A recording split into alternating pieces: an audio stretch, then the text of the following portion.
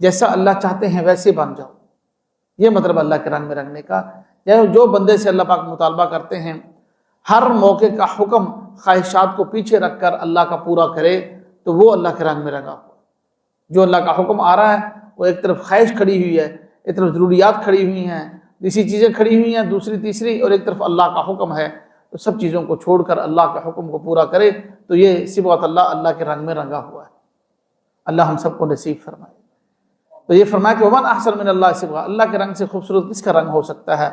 جتنے ہمارے اولیاء کرام، صالحین، صحابہ، تابعین، تبع تابعین، اہل بیت، جو حضرات گزرے ہیں نا، سارے کے سارے اللہ کے رنگ میں رنگے ہوئے تھے۔ ان کی سب سے بڑی ان کے نزدیک اللہ کا حکم کی تابعداری ہوتی تھی۔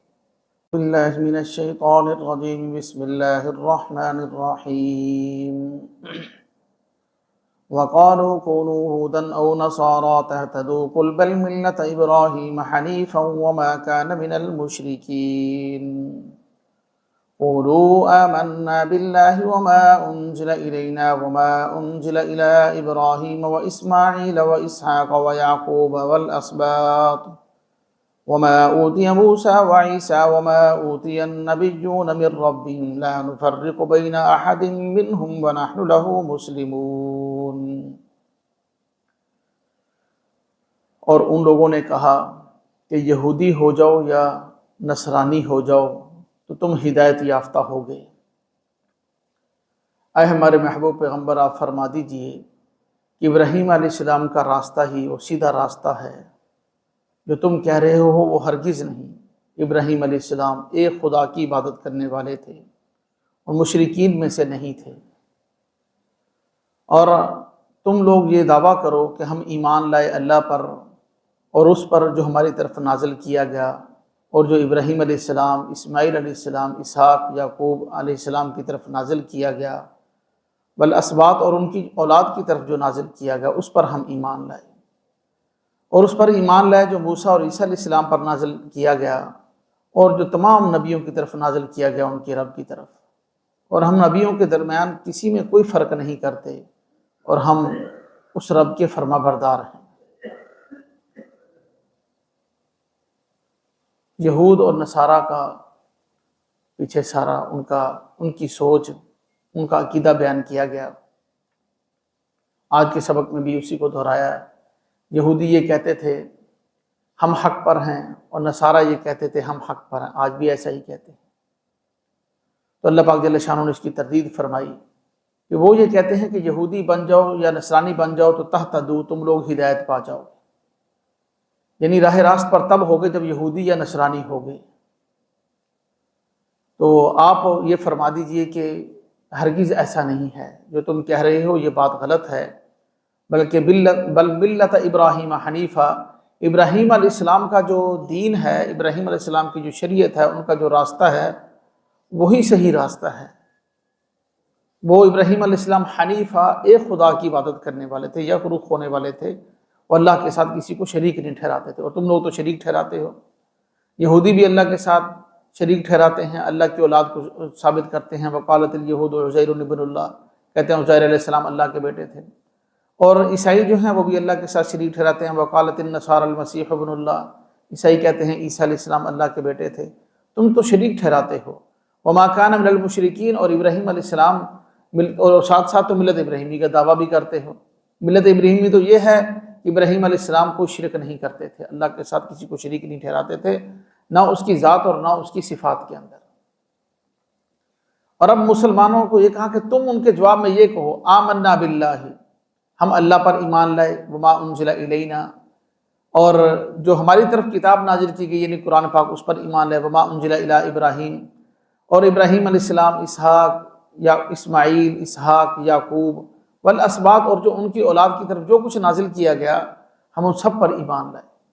مسلمانوں کا تو عقیدہ یہی ہے کہ جتنے نبیوں کی شریعتیں نازل ہوئی ہیں سب شریعتوں پر ہم ایمان لاتے ہیں، اور تمام نبیوں پر ایمان لاتے ہیں، اللہ کے فرشتوں پر، اللہ کی کتابوں پر ایمان لاتے ہیں، اور نبیوں میں کوئی فرق نہیں کرتے۔ ہم کہتے ہیں سب اللہ کے برگزیدہ نبی تھے، کوئی ان میں سے رسول تھے جن کو نئی شریعت دی گئی، اور اولو العزم پیغمبر تھے، لیکن سب نبی اللہ کے برحق اور سچ تھے، سب اللہ کے سچے نبی تھے۔ لا نفرق بین احد منہما، ان میں سے کسی ایک میں بھی فرق نہیں کرتے، ہم اللہ کے فرما بردار ہیں، اللہ کے اطاعت گزار ہیں، اسی کی بات ماننے والے۔ اب یہاں پر ایک تو لفظ ہے اسباط کا، اسباط سے مراد اولاد ہے۔ کس کی اولاد؟ یعقوب علیہ السلام کے جو 12 بیٹے تھے نا، یوسف علیہ السلام کے 11 بھائی، وہ سارے کے سارے جو 12 بیٹے تھے، ان کی اولاد کو اسباط کہا جاتا ہے۔ مفسرین نے لکھا ہے کہ صرف 10 نبی جو ہیں ان کے علاوہ آئے ہیں، باقی جتنے انبیاء، مطلب 1,24,000 نبی آئے ہیں نا، 1,24,000 نبیوں میں سے صرف 10 نبی وہ ہیں جو ان کی اولاد میں سے نہیں ہیں، یعقوب علیہ السلام کی اولاد میں سے۔ باقی 10 کے علاوہ سارے ہزاروں نبی سارے انہی کی اولاد میں سے ہیں، یعقوب علیہ السلام کے علاوہ۔ 10 نبیوں کی نشاندہی بھی کی ہے مفسرین نے، آدم علیہ السلام، شیس علیہ السلام، نوح علیہ السلام، اور پھر ہود علیہ السلام، صالح علیہ السلام، ابراہیم علیہ السلام، اور ابراہیم علیہ السلام کے دونوں صاحبزادے اسحاق علیہ السلام اور اسماعیل علیہ السلام، یعقوب علیہ السلام، جو ان کی اولاد آگے چلی ہے نا، اسباط ان کی اولاد کو کہتے ہیں یعقوب علیہ السلام۔ اور پھر آخر میں ہمارے پیارے نبی صلی اللہ علیہ وسلم، نبی کریم صلی اللہ علیہ وسلم، وہ آخر میں تشریف لائے۔ یہ 10 نبی ہیں جو ان کے علاوہ تشریف لائے، باقی سارے کے سارے نبی انہی کی اولاد میں آئے۔ تو جتنے نبی ان کی اولاد میں آئے، اسباط کے اندر آئے، ہم ان پر بھی ایمان لاتے ہیں۔ قولوا آمنا، کہ ہم ایمان لاتے ہیں، ان پر بھی ایمان لاتے ہیں، تو ہم کسی کے درمیان کو فرق نہیں کرتے۔ فَإِنْ آمَنُوا بِمِثْلِ مَا آمَنْتُمْ بِهِ، اگلی آیت ہے، پس اگر وہ ایمان لیں جیسا کہ تم ایمان لائے ہو تو فَقَدِ اهْتَدَوْا۔ وہ کیا کہتے تھے؟ قَالُوا كُونُوا هُودًا أَوْ نَصَارَىٰ تَهْتَدُوا، یہودی بنو یا نصرانی بنو تو تم ہدایت یافتہ ہوگے۔ اللہ پاک فرما رہے ہیں کہ فَإِنْ آمَنُوا بِمِثْلِ مَا آمَنْتُمْ بِهِ، اگر وہ ایسے ایمان لائیں جیسے تم ایمان لائے ہو، یعنی میرے نبی اور میرے نبی کے جو یار ہیں، جو میرے نبی کے ماننے والے، ان کے ساتھی ہیں، ان کے شاگرد ہیں، ان پر ایمان لانے والے ہیں، وہ جیسے ایمان لائے فقط ہی تدو، پھر ہدایت یافتہ ہو۔ یہودی و نصرانی ہو کے ہدایت یافتہ نہیں ہوگے، بلکہ ان جیسا ایمان لاؤ پھر ہدایت یافتہ ہو۔ اس آیت نے بڑے بڑے سوالوں کے جوابات دے دیے۔ یہ بتا دیا ہے کہ ایمان کا جو معیار ہے نا، وہ صحابہ کا ایمان ہے، نبی پاک صلی اللہ علیہ وسلم کا ایمان ہے، یہ قرآن نے بتلایا ہے۔ جس طرح انہوں نے اللہ کی ذات و صفات میں کسی کو شریک نہیں ٹھہرایا، اسی طرح ہم بھی اللہ کی ذات و صفات میں کسی کو شریک نہیں ٹھہرائیں گے۔ اگر ہمارا ایمان تھوڑا سا بھی نبی پاک صلی اللہ علیہ وسلم اور صحابہ کے ایمان سے ہٹ کر ہوگا تو فقط ہی تدعو، ہدایت یافتہ ہم لوگ نہیں ہوں گے۔ ہدایت یافتہ اسی وقت ہوں گے کہ جب ان کی طرح کا ایمان لائیں گے۔ اب انہوں نے نہ اللہ کی ذات میں کسی کو شریک ٹھہرایا، نہ اللہ کی صفات میں کسی کو شریک ٹھہرایا، ایک اللہ وحدہ لا شریک کی عبادت کرتے رہے، اور اس کے ساتھ ساتھ نبی پاک صلی اللہ علیہ وسلم کو انہوں نے آخری نبی مانا، اس پر بھی ان کا ایمان تھا، ہم سب کا ایمان ہے، آخری نبی مانا، اور اس عقیدے کے اوپر انہوں نے جانیں دے دی۔ یقین مانے علمی نقصان سب سے بڑا، جنگ یمامہ جو مسلمہ کذاب کے خلاف ہوئی، سب سے بڑا علمی نقصان اس جنگ کے اندر ہوا تھا۔ سینکڑوں کی تعداد میں قرآن کے قاری جو ہے وہ شہید ہو گئے۔ جس چیز کو انہوں نے حق مانا اس کے اوپر انہوں نے جانیں قربان کر دی۔ اب اگر کوئی مرزے جیسا اٹھ کر یہ دعویٰ کرتا ہے میں ذلی نبی ہوں، اس نے کہا میں اگر ڈائریکٹ یہ کہوں گا نا نبی ہوں تو پھر تو لوگ غلط مانیں گے۔ پہلے اس نے جو ہے وہ مہدی ہونے کا دعویٰ کیا، پھر عیسیٰ علیہ السلام کا سایہ ہوں میں، مسیح ہونے کا دعویٰ کیا، پھر عیسیٰ ہونے کا دعویٰ کیا، پھر ذلی نبی، بروزی نبی، کئی قسم کے اس نے نام گھڑ لیے، گھڑ کر میں یہ نبی ہوں، میں وہ نبی ہوں، تو سارے کے سارے ریجیکٹ کر دیے کہ ایمان وہ معتبر ہوگا جو صحابہ کا ایمان ہے۔ انہوں نے کسی نبی کو ایکسیپٹ نہیں کیا، کسی کو قبول نہیں کیا، صرف ایک نبی کریم صلی اللہ علیہ وسلم پر ایمان رکھتے تھے، تو انہی والا ایمان معتبر ہوگا۔